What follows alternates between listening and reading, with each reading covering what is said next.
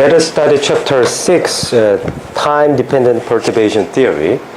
Before we consider time-dependent perturbation theory seriously, we just consider time-independent Hamiltonian first, and consider the time evolution of the wave function wave cat psi t in depending on time t.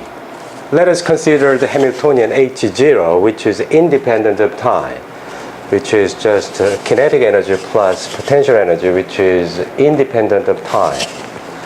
Then the stationary solution will be H0n equals En n, and n state has energy eigenvalue En. The time evolution of a state psi can be expressed in terms of like that. So just assume that this is the state cat of state cat at time t that is always expanded expanded as a linear combination of a state n, which is independent of time.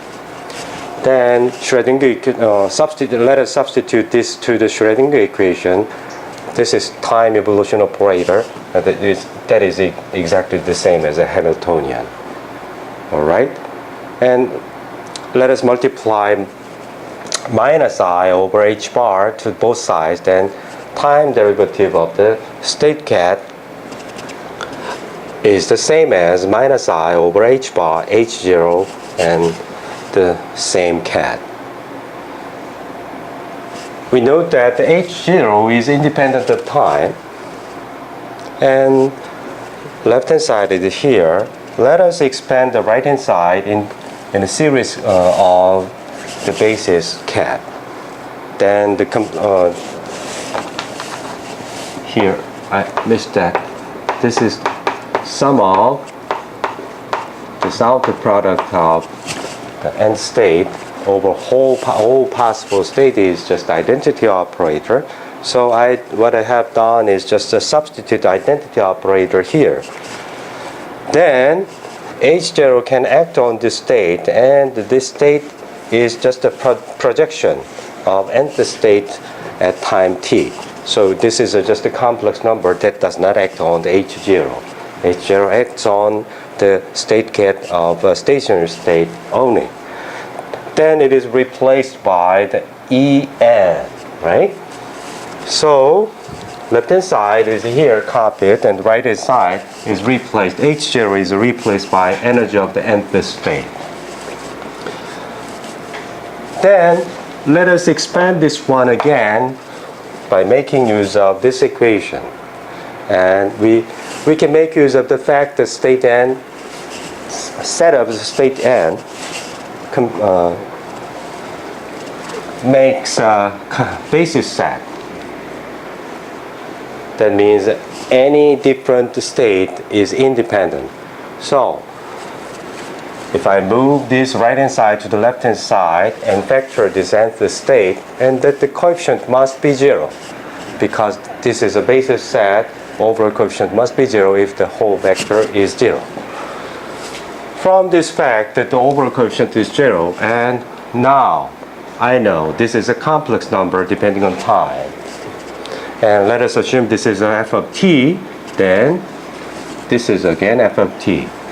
So this is a differential equation, partial differential equation, but that depends only on time. So this is it's just like total derivative with respect to t.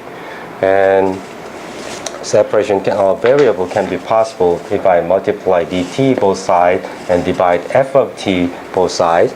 Then this becomes log, and this is just a simple function. The final answer for the f of t is just exponential minus I over h bar Ent f0.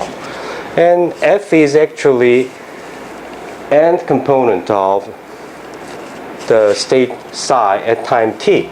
So rewrite this by making use of our definition. So nth projection is the same as the zero's initial value at t equals 0 of the overall factor exponential minus I over h bar Ent. Okay, I can put this number inside because between bra and cat. And this is a constant wave function, so it is independent of time and does not act on anything. And this one can be interpreted as the fact, if we make use of the fact that nth state is eigenstate of H0, whose eigenvalue is En. And that is true if I take the complex conjugate H0 and En, both of them. And this is a Hermitian operator, this is a real number, so the complex conjugate of this equation produces this. So if I generalize this, if I take power alpha, it is also true. So arbitrary function of H0 gives nth state and function of En, right? Because of that, I can replace this En by H0, even though it is a very complicated function. So substituting this substituting H0 to En, I obtain this expression. Okay? So, because the very beginning we have defined this one to be the nth component of the state psi at time t. This is nth component of something. So I can interpret the psi of t to be the exponential minus I of h bar h0 t to acting on the state at time equals at t equals 0. So psi t can be interpreted as psi t, nth component of psi t can be expressed in this way. Let us sum over multiplying nth cat and sum over n, then actually this is just identity operator. So psi of t is expressed like that, where I made use of this fact. So removing this identity operator, the final result is exponential of this factor, this complicated exponentiated operator acting on the state at time t equals 0. So we can interpret this as a time evolution operator in case the Hamiltonian is independent of time. If the H0 is depending on time, the solution is not that simple. Okay?